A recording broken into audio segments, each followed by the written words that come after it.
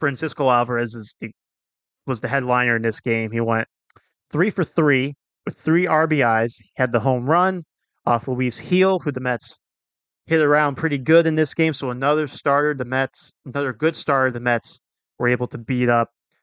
He also had the walk in this game.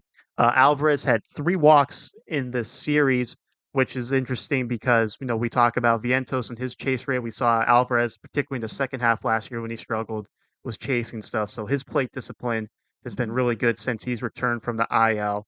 And I mean, now the national media is starting to talk about Francisco Alvarez and the impact he's having on this team. Watching MLB Network, everyone's raving about Francisco Alvarez. I mean, it's not. I don't think it's too far fetched thing to say that when MLB Network next year has their top 10 at each position, whatever. I think there's a case to be made that Francisco Alvarez is a top 5 catcher in Major League Baseball at this moment. I was I was wondering what you're gonna say. I thought you were gonna say top, and I think, ooh, there's some pretty darn good There are catches some in pretty the. there's and they're all in and they're mostly in the National League too. The Will Smiths, the JT Real Mutos, but no, At least, he is on the he's on the path to be up with those guys, no doubt. yeah, if he keeps it up, I mean, it's still obviously after the injured list, he's been red hot, but we have seen him red hot, and we also have seen him struggle. Um, so if he can be consistently good, his slumps.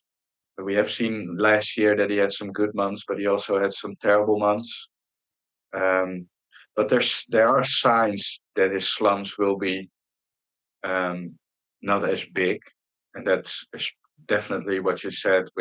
We saw some pretty darn impressive at bats out of Francisco Alvarez getting behind in the count early and still working out walks against good pitching, being successful right now. Mark Vientos and Francisco Alvarez, I think I said that to you on the chat as well.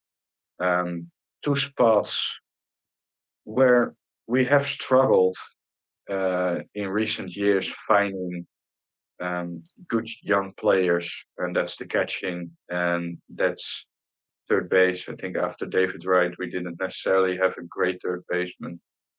Um, so that spot is now covered for years. I would say maybe Mark Vientos, maybe Beatty, but I think you're good with that. And then Francisco Alvarez, another spot where the Mets have really struggled. Um, Having a good catcher in, and that's also now covered for years.